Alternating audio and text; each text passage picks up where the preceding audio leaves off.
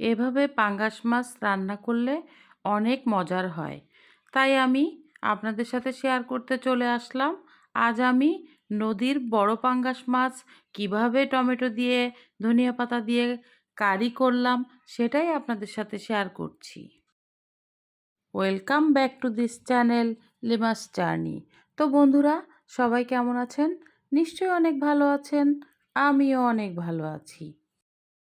তো বন্ধুরা, ভিডিও শুরুতেই আপনারা যে যেখান থেকে আমার এই ভিডিওটি দেখছেন ও আমার চ্যানেলটি ফলো করেন, তারা অবশ্যই ভিডিওটি না টেনে শেষ পর্যন্ত দেখবেন আশা রাখছি।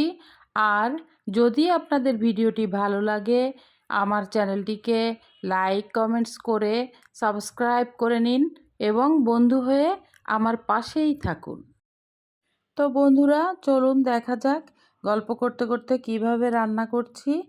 তো প্রথমে আমি যে মশলাগুলো রেডি করে রেখেছিলাম সেখান থেকে মশলা দিয়ে আমি মশলাটাকে কষিয়ে নিচ্ছি। প্রথমে যেটা করেছি আমি সেটা হলো, আমি পরিমাণ মতো সরিষার তেল আধা কাপ কড়াইতে দিয়ে দিয়েছি। একটু গরম হলেই দেখতে পেয়েছেন আমি এখানে আদা বাটা 1 টেবিল চামচ, রসুন বাটা 1 টেবিল চামচ, হলুদ গুঁড়া 1 চা চামচ, লাল মরিচের গুঁড়া 1 টেবিল চামচ, জিরার গুঁড়া 1 চা চামচ, লবণ স্বাদ মতো, সব মশলা দিয়ে আমি একটু ভাজা ভাজা করে আমি অল্প একটু পানি দিয়ে ভালোভাবে কষিয়ে নিলাম মশলাটাকে।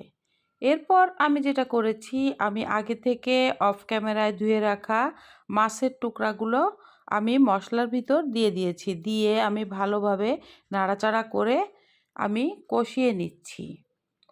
মশলাটা একটু শুকিয়ে আসলে আমি অল্প কিছু পানি দিয়ে আমি কিন্তু আবারও কষাবো। এই তো আমার মাছটা কষানো হয়ে গিয়েছে অল্প পানি দিয়ে। এবার আমি আগে থেকে টুকরো করে রাখা টমেটো কুচি মাছের ভিতরে দিয়ে দিলাম। দিয়ে একটু নাড়াচাড়া করে আমি আবার কিছুক্ষণের জন্য একটু ঢেকে দিব। তো এই তো আমার মাছটা কষানো হয়ে গিয়েছে। টমেটো ও মাছের গায়ের পানিটা কিন্তু শুকিয়ে আসছে। এখন আমি মাছ কারির ঝোলের পানিটা দিয়ে দিচ্ছি। তো এখন পানিটা দিয়ে আমি আবার ঢাকনা দিয়ে ঢেকে দিয়েছি এবং কিছুক্ষণ আমি জাল করে নিব। তো এখন আমি টুকিটাকি কাজগুলো এর ভিতর দিয়ে সেরে ফেলছি। আবারও একটু দেখছি যে তরকারির কী অবস্থা। হ্যাঁ, তরকারিটা অনেক সুন্দর হচ্ছে, দেখতেই পাচ্ছি। তো এখন আমি 4-5টা আস্ত কাঁচামরিচ রেখে দিয়েছিলাম, সেগুলো আমি মাছের ভিতর ছড়িয়ে দিলাম। দিয়ে আবারও ঢাকনা দিয়ে ঢেকে দিয়েছি। তো এখন আবারও জাল হচ্ছে। তরকারি আমার কিন্তু শেষের পথে। এখন দেখেন তরকারিটা কিন্তু হয়ে আসছে, আমার মাছ কারিটা কিন্তু শেষ হয়ে আসছে রান্নাটা। তো এখন আমি আগে থেকে কেটে রাখা ধনিয়া পাতাগুলো আমি ছড়িয়ে দিলাম মাছের উপরে এবং দেখেন কত ইয়ামি লাগছে।